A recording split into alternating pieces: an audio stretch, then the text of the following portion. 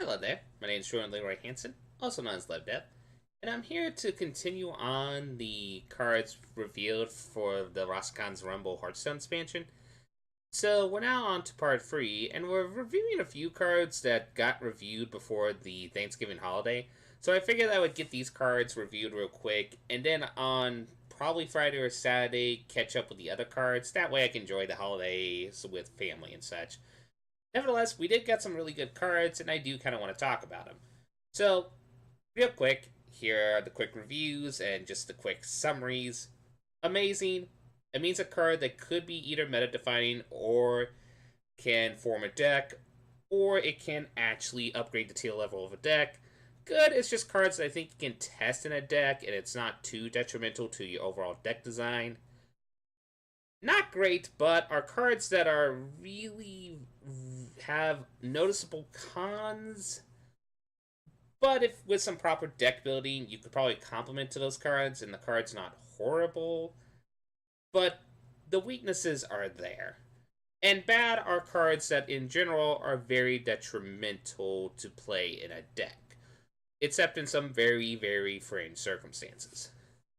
Nevertheless, though, let's actually continue on with the review with the Gurabachi Hypemon, a 7 mana 5/7 rogue minion. It's an epic and has a battle cry to discover a 1/1 copy of a battle cry minion. It costs 1. Uh, this one's a hard one to talk about because, on one hand, there are some really silly shenanigans you can discover in Rogue with Battlecry. I mean, Hearthstone history, even the current standard rotation in the classic set, and all the sets in general, there's a variety of battle cries. Some of them are really good, like maybe you can say, I guess let's go with neutral with, let me think of one of the better ones. Maybe you can discover a silence minion and get a 1/1 silence minion, which helps you silence a problematic late game minion. You could also just get Voodoo Doctor and just heal yourself for 2 mana. But maybe you could also get Elite Star Seeker at Star Trailblazer and shuffle a pack into your deck. You could also get the Accidental 2 free, which then summons a 2-cost minion for your opponent, which, I mean, the catch here is Discovered is one of the main strengths of this card, since you can choose the best option of such. But I do feel the variance will be the main weakness of the cards. Stats are decent, though. Not great, but decent. There are some really silly shenanigans you can do with this, like, and even getting a copy of Guribasher Hypemon with Spirit of the Shark. There are shenanigans you can do with this card, and even I'm tempted with those shenanigans. But I do feel like the variance is the main weakness of this card, which makes me want to give it the review of not that great, though it has the potential to be good. But I do feel like I'm going to reserve my better judgment and just be like, I think it's a little bit too slow, and the variance is very detrimental. So I'm going to say, not that great, but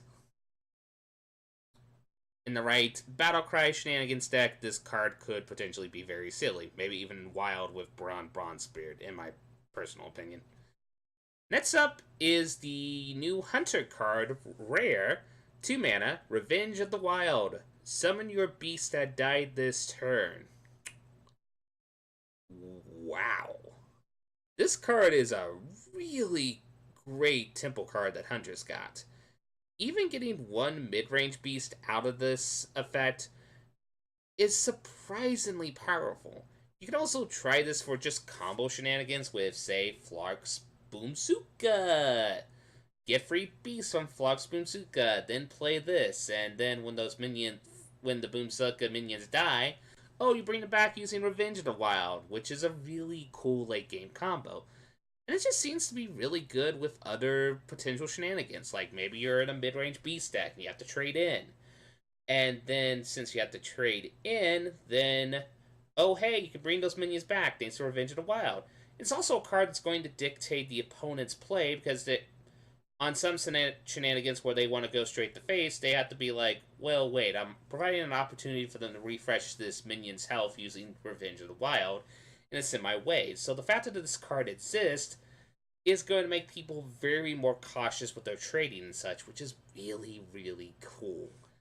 And the synergy with Unleash the Hounds is really absurd. Mid-range Hunter is going to probably use this card, and it could also see play in even Secret in Death Rattle Hunter. Yeah, this card is... You know what? I originally put this in notes as good, but I'm actually going to change my mind and actually say this card is amazing. I think this card has the potential to upgrade the tier level of really powerful Hunter decks already. It's just a really, really good card. Next up, a card that people debate about, the Amani Warbear. It's a 7 mana 5/7 with Russian Taunt. Honestly, it's alright. It's just I think it's a decent arena card, and it might see potential play in Taunt Druid, and the fact that it can trade with a problematic minion is a plus and still have the Taunt. You can also try this in the Priest deck that has that legendary minion from the Witchwood that makes it where your health becomes your attack power and such, so that's something to consider. And it also can also see play in Hunter as well, since it is a beast, so beast synergies do matter in some shenanigans. So, there's that. I think the main con and the reason why the card is, to some people, not great at the moment is just, okay, you're spending 7 mana that late, you usually want to do something that's very significant tempo play. And while you can use this as a semi-removal spell, the problem is if you do it like that, then you're getting a 7 mana... Let's see, by the attack power about that late game, you're probably keeping like a 5 mana 5/4 taunt, which for 7 mana is kind of... Yeah, I think the best review I'm going to say it is it's not that great, but this card doesn't look amazing at first, but there is some synergies you can do with it, and I do think it has potential to at least see some budget play at the very least. Next up, a new Shaman weapon that's a rare that... Okay, that art is hilarious. It's called the Lickum. It's a 2 mana 1/3 that has +2 attack while you have overloaded mana crystals. So, it's safe to say that this, as a quote-unquote 2 mana free weapon, is potentially absurd. Like, we're used to Fiery War Axe being 2 mana free 2, before I got the inevitable nerf to free mana, which the reason why is because Pirate Warrior was a very popular archetype that was very oppressive. It's a long story. But it's safe to say a 2 mana free weapon is a serve. Now, the problem with the card is you do have to go through some peculiar loops to achieve this goal. To be fair, we do have some relatively cheap, even 0 mana overload spells, so you can, in theory, have this as a free weapon by turn 2, in theory. However, I feel like the factor that overload does dictate your tempo a little bit will make the tempo play with this card a little bit peculiar. Still, and it's also prone to some very peculiar weapon hate in the meta.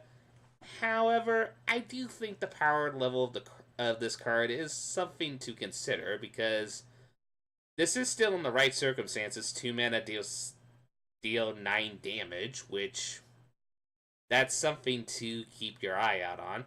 Which makes me relatively say that the card is good. I think it will potentially see some potential play in Shaman decks as either a good control-based weapon tool option, or if it's maybe even for the aggressive Overload deck and just essentially use this as an aggressive way to deal some early game damage. It'll be interesting to see how this card's used, but overall, I think the card is good. Okay, next up, we're going to a card that is... wow.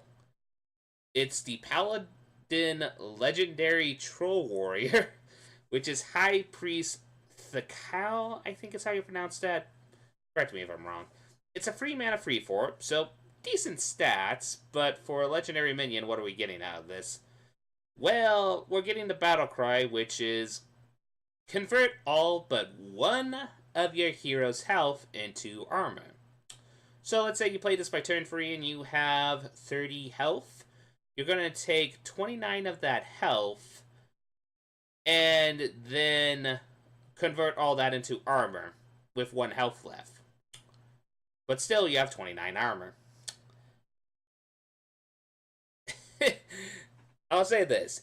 If Healing Paladin needed a card to serve as an engine, this card is the epitome of being an engine for that deck. The stats are good for the free drop, as we mentioned before, and just potentially gaining so much armor early game is insane. Now, healing will be viable since you're able to heal yourself up, since you don't have to worry about the damage being dealt, since it's going to be dealt to the armor, which then makes the healing synergy cards that we've been seeing in the set make a lot more sense. And it just can be used as a tech card, ironically, against Elistraza combo decks, because you play this before they play their Elistraza, they don't really want to play the Elistraza because they're like, oh wait, I'm going to heal them back to the health because they have the armor gain. Well, that's awkward. Plus, if you just have ways to bounce and recur this with Zola, Belful Banker, to name a few, and it just generates continued value, potentially. And it just upgrades the power level of Heal Paladin quite a bit due to this card existing. And it's just good against control matchups as well. And even it could just see play in other archetypes. It's just an overall value-based card. Overall, I say this card is amazing. This card will see play in Paladin. It probably will encourage the control heal Paladin. And boy, is that going to be a fun deck to try out, in my personal opinion. Next up, we go back to Rogue again with actually a pretty cool spell. This is 4 mana, very flavorful, Walk the Plank. Destroy an undamaged minion. Now, pretty close unconditional removal or semi-conditional removal is a very powerful card in card games. And this is a very powerful card. And now in Even Rogue, they finally have a tool to be unconditional spot removal. The problem is most spot removal in Rogue, like Vine Spile Slayer, Assassinate, etc., etc., etc., were odd costs, which made having spot removal in Even Rogue a little bit awkward. But now we have an even spell to work as our spot removal, which is something to consider. Also, having target removal is always powerful in Hearthstone because there's just minions you do want to target that are either protected by a taunt or something, so you can't trade with it. The one catch, though, and the reason why this is not as good as, say, Vilespine Slayer, even though it's lower cost, is the factor that it's not even the undamaged aspect of it, because mostly the minions you want to try to remove with this will most likely, most of the time, be undamaged. It's the factor that it's a spell. And as I mentioned before, if we ever into a meta where the popularity of cards that have the semi-hexproof that Hearthstone has, in the sense that it can't be targeted by spells, then the spell becomes kind of a dead card. On the other hand, with Vilespine Slayer, as we mentioned before, minions bypass hexproof targeting, so that's a thought to keep in mind. Still, I do think the card will see play in multiple rogue archetypes. It's just really that good. It's overall just a good card. It will see play if you need a removal spell and you need a cheap one. Here you go. Next up, one of the more peculiar, but actually pretty potentially valuable cards we got in the neutral slot. It's the epic Masked Contender. A free mana 2/4, so the stats are but what are you getting out of it? Well, you have a battle cry that if you control a secret, play a secret from your deck. So this works kind of like a mini... Oh, I'm forgetting the name. Or what's the name of the card that from Paladin that was absurd in the Grand Tournament that I always forget the name of? Secret Challenger or some shtick like that? Mysterious Challenger, that's what it was. So it looks like a mini Mysterious Challenger where if you have a secret and you play this, then you can take a secret from your deck and play it as well.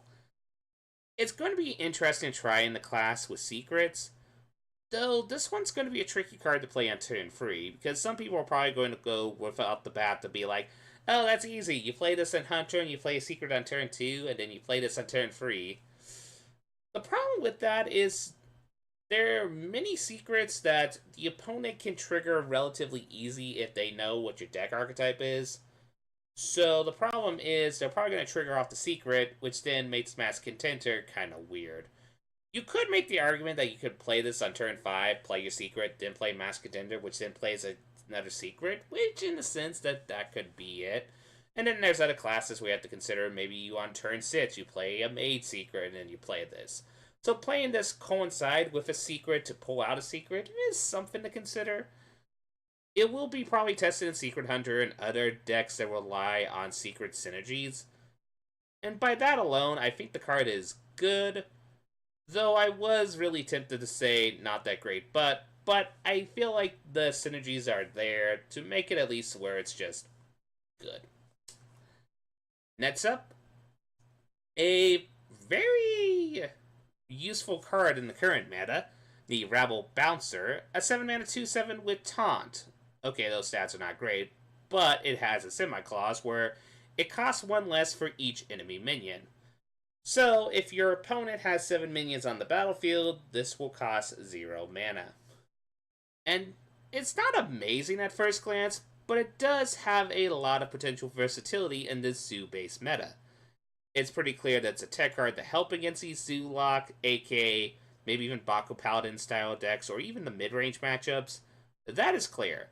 Still, a 2/7 with Taunt for 7 does feel bad, but this card is alright if you can play it around, I would say, 3, even 5 mana, and any less is actually pretty good.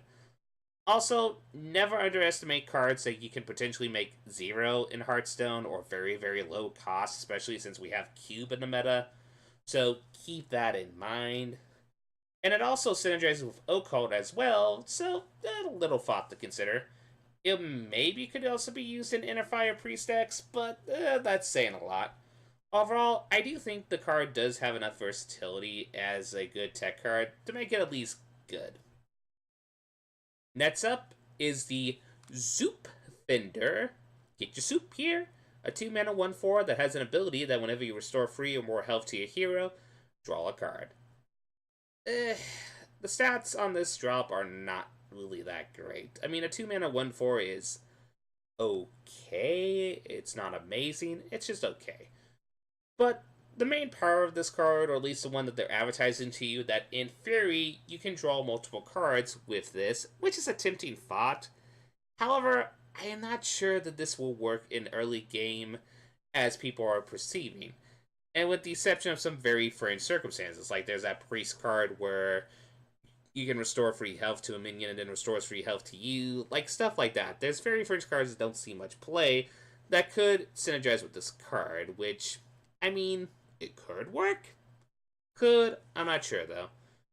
Though, late game, though, this might actually have some versatility in some decks, like with Death Knight Jaina Ukudan, like Death Knight Jaina making your Frost Elementals, which will deal free damage, and since they have life gain, it will restore free health, which then will allow you to draw a card that's a Soup Vendor, or how with Gul'dan's Death Knight hero power, it deals free damage and restores free health, which then does that. But the main weakness of this card, besides those little potential synergies, it's just 2 drops in Hearthstone are at the moment very competitive. Like, you have to be a very valuable 2 drop to see play. And Soup Vendor, while has some synergies in some decks, I don't think it's the really good 2 drop at the current moment with how many valuable 2 drops we have. Now, post rotation, that might change, especially if we get more early game life gain synergies. So keep an eye out at this card post rotation, but at the moment, I would say it's just not that great. Next card we got is a Mage Epic spell, Blast Wave. A 5 mana spell, deal 2 damage to all minions. Overkill, add a random mage spell to your hand. Now, at first, people could underestimate this card because, well, we're used to this effect dealing 2 damage to all minions costing 3 mana.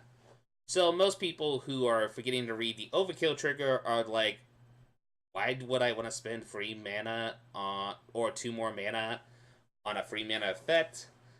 Well, the effect is the Overkill trigger, which, keep in mind, Overkill trigger triggers when a damage is dealt over excess to a minion. This could also apply to multiple minions, like this board wipe does. So let's put a magical Christmas land scenario. Let's say you're playing against, I don't know, Baku Paladin. They have 4 many Paladin tokens on turn 4. You're worried about them leveling up on turn 5. You have Blast Wave in your hand. You play Blast Wave. You destroy 4 of their tokens. And then thanks to all of them triggering Overkill, you then will now get 4 random mage spells into your hand. The ability of this card to generate potentially a lot of cards can be very valuable in either a value-based mage or even a quest mage deck, which is one of my favorite archetypes, so for this card, sign me up. The price just for the board wipe alone is steep, don't get me wrong, but the factor that you could potentially generate about 2 to 3 cards or more with the Overkill trigger, it's pretty much a steal. It's not going to be consistent all the time, like, matches will vary, and sometimes you don't need a board wipe in some matchups, but I feel the variance is a worthy cost for this card. Mage can use as many board wipes as they can against the current Zoo matchup, and this card is really a good card for Quest Mage, it's good for Big Spell Mage, and it's even just good for a value-based mage in general. Which overall makes me want to say that this card is good. This card will probably see play in Mage. Don't underestimate this card. This card can have some silly... We're going to probably see some Trollden moments thanks to this card, in my personal opinion. Last card we're going to talk about for the night, and then I'm going to enjoy some Thanksgiving break, but let's actually get to this card real quick. It is the Serenite Taskmaster, a 1-mana 2/3 common. Okay, what's the catch? The catch is it has a Death Rattle, and the Death Rattle is summon a 0/3 free agent with Taunt for your opponent. That's the catch? Really? That's the catch? So, overall, this is a 1-drop with obviously really good stats, and the Death Rattle is the obvious catch to this card. And honestly, I do think this is a potential trap card for aggro decks, because most aggro decks, they want to actually have early game damage, and they might be tempted to be like, oh, 1 mana 2/3, I can deal more face damage, or do early game board control, so I'm going to put this in there. But most aggro decks, they want to find opportunities to be able to early game deal points of damage, points of damage, points of damage before they can get into their finisher.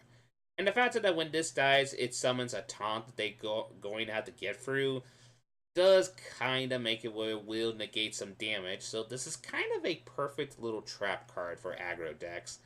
I think it's still going to be, people will try it, and it might still have some moderate success, especially since there are cards like Hoot Hoot and such, and silent base cards that could negate the taunt in general. However, I think this card is just really good for mid-range control decks, because we really needed a good early game minion to control the battlefield and control the board presence. And for them getting a 0/3 taunt out of it, there is a cost to that in the sense that they could buff it up with like Funkelmancer and such, so it is a cost. But I don't think the cost is too detrimental, especially if we're dirtling enough to try to wait for our late game board wipes and all that stuff. So, and it's also a card that tests in Zoo decks, but I'm not sure. Overall, though, I say the card is good. I think it will see play. It's a really decent common in this set, and it's one of the more better 1-mana 2/3s that we had in quite a while. Like, this is a very decent Zombie Charo, and we haven't seen Zombie Charo in play for quite a while. So it'll be interesting to see how this sees play, especially in the odd style decks that we have in the meta. Overall, though, that's the cards that I've seen so far. I hope you all enjoyed my 2 cents. I hope you all have a lovely day. This is LevDev, signing out.